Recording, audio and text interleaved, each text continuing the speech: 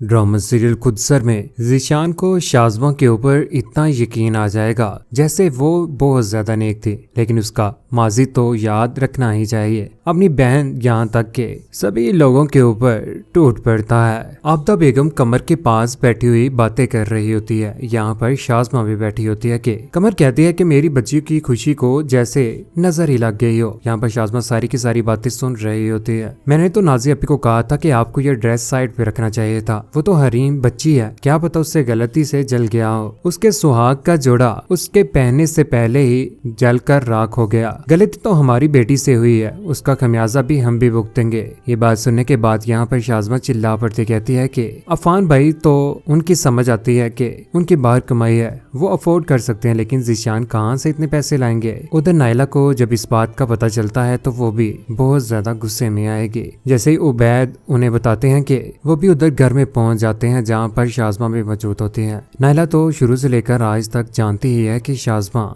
नाजिया की दुश्मन है। यहाँ पर बैठी हुई उसकी माँ और आबदा बेगम नाइला कहती है कि कहीं ऐसा तो नहीं है कि कोई उसका कोई दुश्मन है। ये बात सुनने के बाद यहाँ पर शाज़मा बोल पड़ते नहीं, कौन दुश्मन हो सकता है। नाइला सारी की सारी इन्वेस्टिगेशन करेगी, लेकिन इस बार शाज़मा को डर पड़ चुका है। उधर हरीम जैसे ही घर में पहुंचती है तो यहाँ पर उसका टकराव ज़ीशान के साथ हो जाता है और उधर अफान और अमरीन जिन्हें अपनी बहन परेशान नजर आएगी। और यहाँ पर सारी की सारी बातें हरीम भी बताने ही वाली है। कहती है कि शाज़मा भाभी ना उस कमरे में आई थी, उन्होंने किसी बहाने से मुझे वहां से निकाल दिया था, मैं तो वहां से चली गई थी। अमरीन उसकी सारी की सारी बातें सुन रही होती है। उधर शाज़मा पीछे से बातें सुन रही है उनकी। चोर है उसे डर तो है ही, सारी बातें कर रही होती है कि यहाँ पर ज़ीशान इस बार अमरीन के ऊपर चिल्ला पड़ेगा। पीछे उसकी माँ भी खड़ी होती है, उसके मुंह के ऊपर जोरदार थप्पड़ मारने लगता है और रुक जाता है। रोते रोते यहाँ पर उसकी आंखों में आंसू आ जाते हैं। जैसे ही वो मुंह धोने के लिए जाती है तो पीछे अमरीन इस बार शाज़मा के पीछे भी पड़ जाती है। शाज़मा को कहती है कि